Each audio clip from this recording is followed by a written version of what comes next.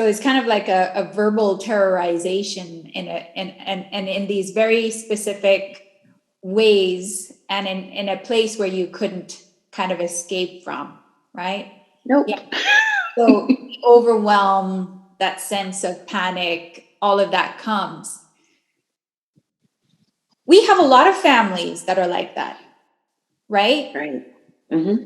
And I think here's what the show is all about. It's about exposing some of that and recognizing that our parents have been traumatized themselves for whatever experiences that they've had.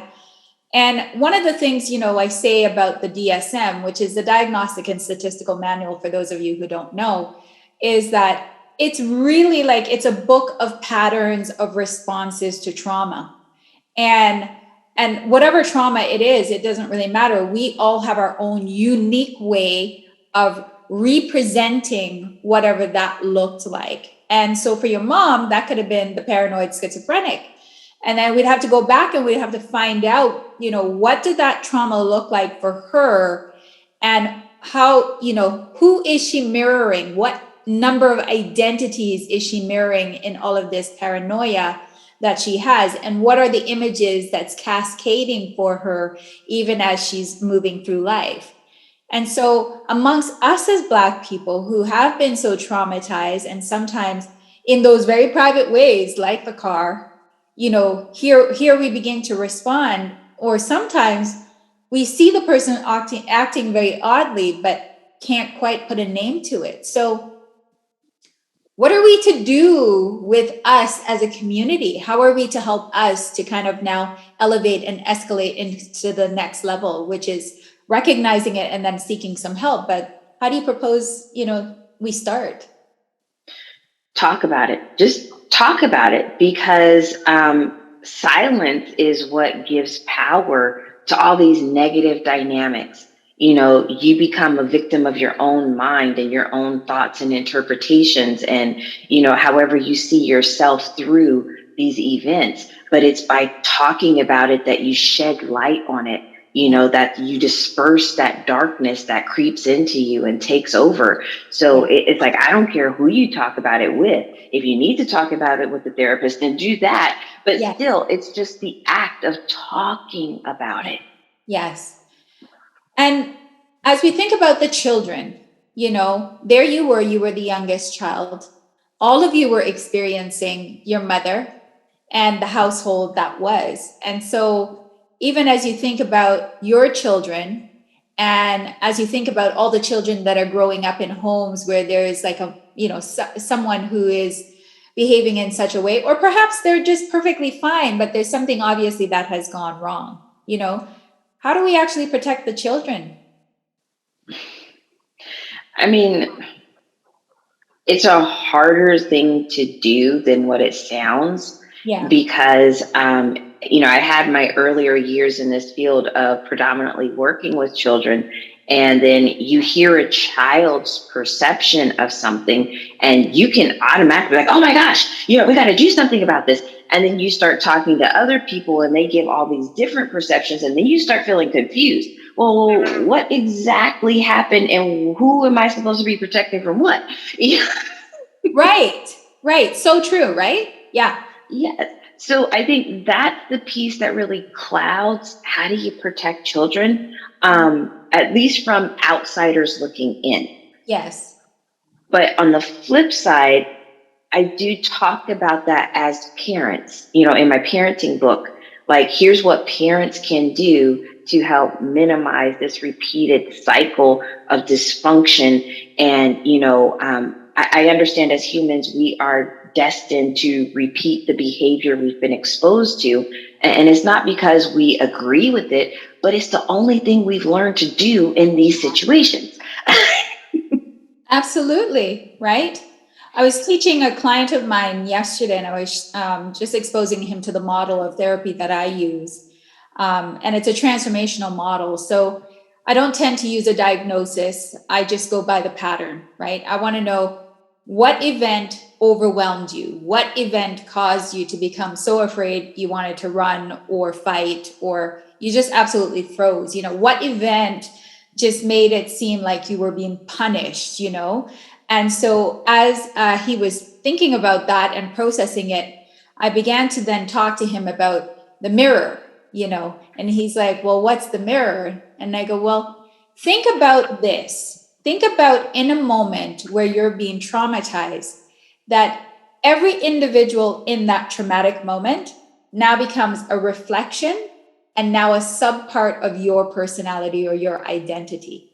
And so when you're triggered, then what happens is there floods in one identity, but it's the identity of the person who harmed you. And then floods in another identity. It's the identity of the person who was supposed to rescue you. And then, of course, there's your identity who's wounded, right? So you have these mergings, and at different times, these people showing up in the room that you're like, well, that's not really me, you know?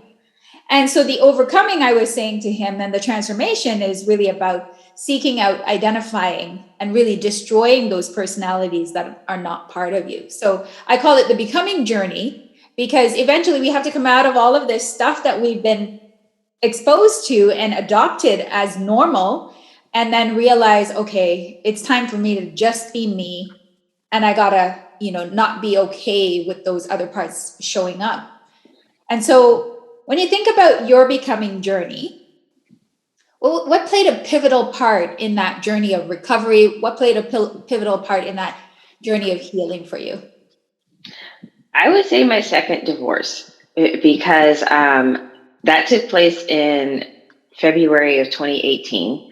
Yeah. And at the time of that second divorce, there's aspects of it that was a slap in the face, because when I married him, I thought I had healed from a lot of different things. And I thought I was going into this relationship with, you know, different perceptions and different attitudes and different everything else, only over the course of this relationship to discover, oh crap, I still have some stuff. Right?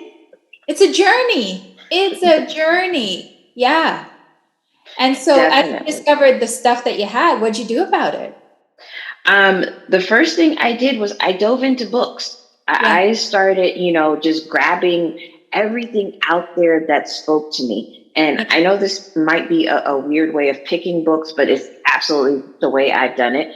I'll go into the bookstore and I will kind of look at covers and I'll read different little excerpts. I might flip over into the middle of a book or something. And then I will just pick up and take the ones that somehow speak to me, you know. Yes. That something about it just resonates with me, and I'll pick those up, and those are the ones I'll read. Yes. So that's how I've kind of always been with books. But as I was reading different books, they would mention different authors, or they would mention different subjects and things of that nature. And that would lead me onto the next trail of, oh, let me check out this one, and let me check out that one. And I found myself coming inward and inward and inward and inward and inward, you know, and I'm still on this journey. I'm not done. Yes. But I can absolutely say with confidence that I'm definitely not the Helen I was in 2018 when I first got divorced. And I hope that in another 3 or 4 years, I won't be this same Helen. All right. So let me say an affirmation. Today's my affirmation day. And so as I think about the next steps that you're going to take, you know, I'm just dreaming with you as I say the affirmation. So I pray that God's going to bless you to like the top of the mountain. I pray that your 5 boys will become like monumental figures in their community as pillars of strength and pillars of peace, so that shalom just is with them and just enduring with them. I pray that they will be blessed. Their children will be blessed, and their children's children will be blessed, and that you will just take this book to the next level. I pray that it will become a school of some kind, you know, that our communities can stream into. And I just pray you every success and blessing. I pray that that just comes over you now. Amen. I accept that. I receive it. Amen. Amen. Well, it's been wonderful having you with me, and I thank you for just the time that we've spent together. It's been very insightful.